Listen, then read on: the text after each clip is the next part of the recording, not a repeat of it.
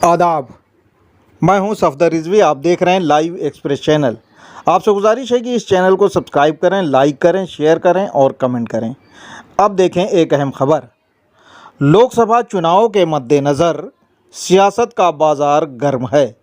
इस मौके पर मौलवी और मौलाना अपने नामो-नमूद और मुफाद के लिए नेताओं की इस कदर चापलूसी करते देखे जा रहे हैं जो शरीयत के ख़िलाफ़ है। इससे आने वाली पीढ़ी पर क्या असर पड़ेगा, उन्हें इस बात की भी कोई परवाह नहीं है। जैसे आरती उतारना, अमामा पर लाल साफ़ा बंधवाना और हाथ में धागा बांधना वगैरह वगैरह। इसे लेकर हमने अमेरिका में रहने वाले और बेबाक बोलने वाले मौलाना अली हैदर आबदी से बात की। उनका कहना है कि कौम को गैर शरई काम करने वालों का लिबास उतरवा लेना चाहिए। वे गैर शरई हरकतें करने वालों से सख्त नाराज़ हैं। उन्होंने कौम को क्या क्या मैसेज दिया, देखें। धागा बांधने का इस्लामी उससे कोई कनेक्शन है? नहीं, इसका क्या अच्छा अल्टरनेट था? बेहतर यह था कि चूंकि आलिम एक मिलने जा रहा है तो वो कुरान और मामला ऐसा है, उसमें दुआएं वो देने जा रहे हैं। तो जो कुरान में जहाँ के ऊपर एक हाकिम की जिम्मेदारी आवाम के लिए जो है वो क्या है, वो कुरान के अंदर वाज़ेह है। तो वहाँ निशान लगा करके कि लोगों के हुकूक के कैसे अदा होने चाहिए, क्या सूरत हाल होनी चाहिए, वहाँ दो चार आयत के उस मौजू से मुताल्लिक निकाल के निशान लगा के और तोहफे में कुरान दे देते कि साहब ये हमारी धर्म की किताब है और इसमें कुछ चीज़ें हमने आपके लिए जो है वो निकाली है। जब आपको टाइम मिले जरा सा इसको एक नज़र देख लीजिएगा, बस इतना कह करके वही दुआ हो जाती, वही सब कुछ। उससे बड़ी चीज़ क्या है? अच्छा, ये पिछले काफ़ी दिनों से देखने में आ रहा है और ख़ासकर इन्हीं के ज़रिए जिनको रहबर माना जाता है और कायद कहा जाता है, मौलाना कल्बे जवाद साहब के ज़रिए कि बहुत से उल्टे सीधे काम हो रहे हैं, उस पर कैसे रोक लगाई जा सकती है?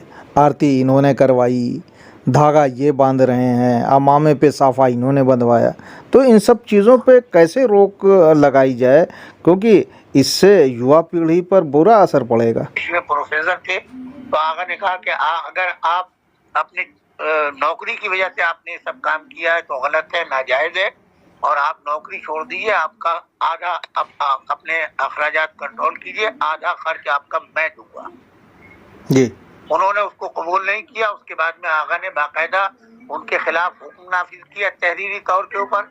इनकी तकरीरें सुनना हराम है, इनको मेंबर पे बैठने ना दिया जाए, वो सारी चीजें लिखी और फिर कौम का इख्तलाफ खत्म हुआ और वो नापैद हो गए। उनकी तकरीरें खत्म हुई, मेंबर पे जाना उनका बंद हो गया। जी जी, तो आप समझे कि नहीं? तो जी ये जो भी गैर शरई साहिब लिबास यानी अमामा वबा कबा वाला अगर कोई भी गैर शरई काम कर रहा है और उससे गलत मैसेज जा रहा है तो ये वहाँ का आवाम का और मराजे का नुमाइंदों का काम है कि उस हालात से रहबर मौज़ूम को भी, और ज्यादातर तो इन्हीं दो की तकलीद होती है, या रहबर की होती है या आयतुल्लाह सिस्तानी की, जी उनको मुत्तला करे कि ये सूरत हाल हो रही है, हमारी कौम गुमराह हो रही है, ऐसी सूरत में आप हमारी रहनुमाई फरमाए कि हमें क्या करना चाहिए। वो हुक्म देंगे जो भी मुनासिब समझेंगे, उसके ऊपर अमल किया जाए। मेरा अपना जाती मशवरा ही है। जी जी, ऐसा ही शायद आपने कभी जिक्र किया था कि आयतुल्लाह खुमैनी साहब ने भी सख्त जी उनका एक उमूमी हुक्म था, जहाँ पर भी जुल्म और सितम हो रहा हो और उस जुल्म और सितम में कोई भी साहिब अमामा जो है उनका साथ दे, उनकी हिमायत करे, वो करे, ऐसे अफराद के अमामों को नोच लिया जाए, उनको खले लिबास कर दिया जाए, उनको मेंबर पे जाने की इजाजत है। आजकल जो है वो जामे नाज़िमिया का एक ग्रुप है और भी उलमा के ग्रुप है, उसमें उनके वो तकरीर भी आ रही है, फोटो भी आ रहा है, वो देख सकते हैं। यानी जो चापलूस किस्म के जो है मौलवी हैं, बिल्कुल, जो सिर्फ दुनियादारी में लगे हैं, दीन से कोई मतलब नहीं है। اور ایسی ایسی روایتیں قائم کر رہی ہیں جس سے دین بھی بدنام ہو رہا ہے, قوم بھی بدنام ہو رہی ہے, شریعت بھی بدنام ہو رہی ہے. وہ صرف اپنی ذاتی اور خاندانی منفعت کے لیے یا چاپلوسوں کے درمیان ان کو فائدہ پہنچانے کے لیے ایسا کام کرتے ہیں. کیونکہ پہلے جو ہے آرتی کی گئی, اس کے بعد جو ہے امامے پہ جو ہے صافہ بندھوایا گیا, جو غالباً ہمارے خیال سے, اور لوگوں نے اعتراض کیا یہ لباس جو ہے رسول اللہ کا لباس ہے اور یہ ہمارے ائمہ کا لباس ہے. اس کا احترام ہم سب پر واجب ہے. ہم سب کو جو لوگ اس لباس کا استعمال کرتے ہیں اس لباس کی حفاظت کرنا ان کا پہلا فرض ہے شرعی. آپ سمجھے کہ نہیں؟ اس کا احترام اگر وہ نہیں کر سکتا تو اسے پہننا نہیں چاہیے. ہاں, شاید آپ نے کسی موقع پہ کہا بھی تھا کہ ناصر الملت کی آپ نے مثال دی تھی. سرکار ناصر الملت جو تھے جب انہوں نے سیاست میں قدم رکھا تو انہوں نے شرعی باتیں کرنا چھوڑ دی تھی. وہ سیاست میں تھے, اگر کوئی دینی معلومات اس کے لیے تو وہ سعید الملت رحمۃ اللہ علیہ کی طرف کہتے تھے کہ ان سے جائیے پوچھیے. اور سیاست میں انہوں نے اپنا قدم رکھا تو اس لباس کو اتار کے رکھ دیا, پھر زندگی میں کبھی امامہ نہیں پہنا ہوا. یعنی آپ کے نظریے کے مطابق جو لوگ سیاست میں جائیں ان کو اپنا یہ رسول کے لباس کو, ائمہ کے لباس کو کنارے رکھ دینا چاہیے.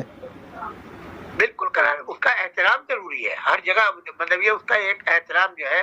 آج جو اس وقت دنیاوی سیاست چل رہی ہے, جب جلسوں میں جاتے ہیں کہیں انڈے چلتے ہیں, کہیں ٹماٹر چلتے ہیں, کہیں گالیاں چلتی ہیں, سب کچھ ہوتی ہے, تو ظاہر ہے کہ جب وہ اس لباس پہنے ہوئے ہوگا تو کیا حال ہوگا. آپ یہ دیکھیں نا, اس لباس کا تقدس, اگر اس کو سیاست ہی اپنانی ہے تو اس لباس کو ترک کرے. جی آپ سمجھے کہ اس لباس کی حفاظت ضروری ہے. اس لباس کو اتار کے اس کے ہاتھ میں سیاست میں اترے اور اپنے کمال دکھائے, جتنے کمالات اس کے پاس ہیں. اگر وہ واقعی قوم کی حفاظت کر سکتا ہے, رہنمائی کر سکتا ہے. جی, ایک بات آپ کے لیے کہی جاتی ہے, میں آپ سے آج پوچھ لوں.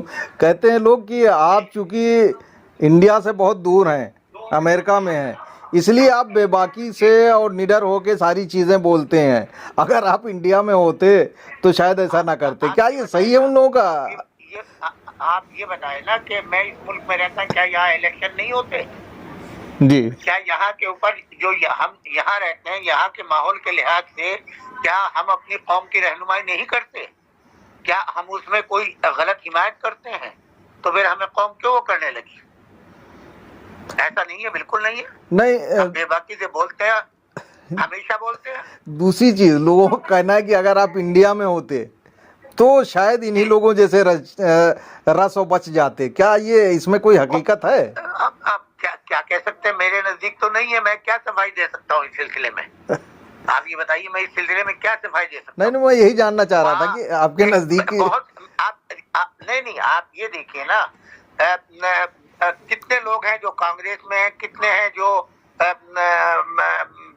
دوسری پارٹیوں میں ہیں, آپ سمجھے کہ نہیں, اور کتنے ہیں جو بی جے پی کے ساتھ میں ہیں. ہر ایک اپنے اپنے لحاظ سے ہے نا. آپ یہ بتائیے, ممکن ہے, یہ تو ظاہر ہے کہ حالات بتاتے, یہ بتاتے ممکن ہے میں وہاں ہوتا, میں بھی کسی پارٹی میں ہوتا, ممکن ہے یہ. آپ سمجھے کہ نہیں؟ جی, لیکن اس ممکن کے معنی یہ تو نہیں ہے کہ اپنا دین بھیج دیا جائے, اپنا ایمان و عقیدہ بھیج دیا جائے. جی, آپ یہ بھی تو دیکھیں نا, دین اور وہ ایمان, یہ بھی تو تمام چیزیں ہیں نا. جی, یا کتنے علماء ہیں جو کچھ نہیں بولتے, بیچارے خاموش ہیں. اچھا, تو کیا وہ اسی لیے خاموش ہے کہ ان کے خلاف کوئی کارروائی ہو جائے گی؟ ایک بار کبھی شاید آپ نے یہ بھی کہا تھا کہ اس طرح کی چیزیں اگر کی جائیں تو قومی ڈیلیگیشن ہو, خاندانی ڈیلیگیشن نہیں ہونا چاہیے. بالکل قومی, اگر مطلب جتنے بھی لیڈران ہیں, اگر قوم کی واقعی رہنمائی کرنی ہے اس سلسلے میں اور قوم کے حقوق کی حفاظت کرنی ہے, تو جتنی جو لیڈرشپ ہے علماء کی یا اور دوسرے حضرات ہیں, وہ سب مل کر کے اپنا آپس میں اتحاد کر کے ایک منشور بنا کے کہ ہمیں کس کی حمایت کرنی ہے, ہماری قوم کو فائدہ کس سے ہوگا, وہ اس صورت میں اگر یہ وقت کی شکل میں ملتا تو وہ کہیں زیادہ بہتر تھا. اور اس کے اثرات بھی ہوتے ہیں, اس کا اثر بھی ہوتا ہے. جب آپ اجتماعی طور کے اوپر ملاقات کرتے ہیں تو اس کا ایک اثر ہوتا ہے.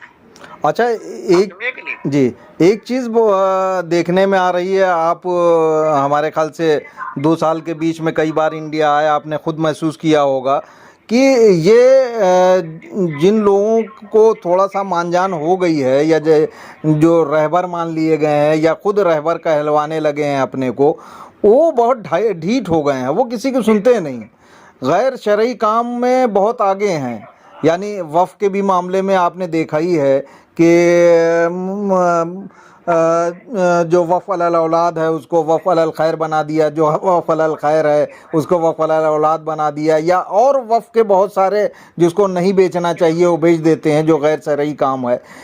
اسی طرح سے آرتی آپ نے دیکھی، اس کے بعد پھر امامے پہ جو ہے صافہ بندوانا دیکھا، اور اب تیسرا جو کارنامہ سامنے آیا وہ بھی غیر شرعی کی ہاتھ میں دھاگا. ان سب چیزوں کو لے کے آپ قوم کے جو آنے والی پیڑھیاں ہیں جو گمراہ نہ ہوں ان کو کیا میسج دیں گے؟ جہاں تک وقف کی بات ہے، وقف علی الاولاد اور وقف علی الخیر کی، وہ تو ہم خود بھگت رہے ہیں.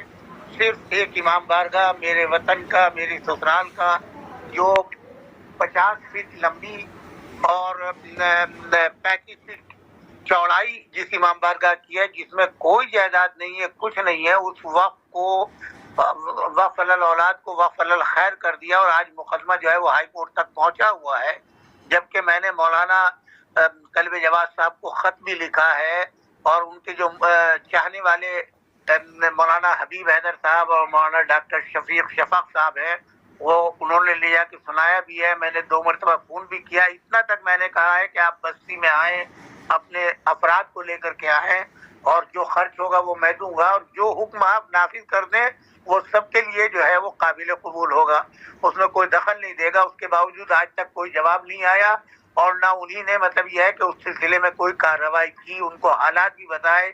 میرے گھر کے 3 افراد اس وقت وہاں موجود تھے، سب کچھ کیا، آج تک الحمدللہ کوئی جواب مولانا کی طرف سے نہیں آیا. تو اب ان کی قیادت کو میں گلے میں پہنوں یا کیا کروں؟ اب آپ مجھے یہ بتائیں. ایک قائد کا میں نے اتنا تک ان کو لکھ کے بھیجا کہ اس بستی میں یا آپ کے دادا کے ماننے والے تھے، یا اس کے بعد آپ کے والد کے، اس کے بعد آپ کو مانتے ہیں، آپ وہاں تشریف لے جائیں تاکہ آپس کا اختلاف ختم ہو جائے اور یہ مسئلہ حل ہو جائے.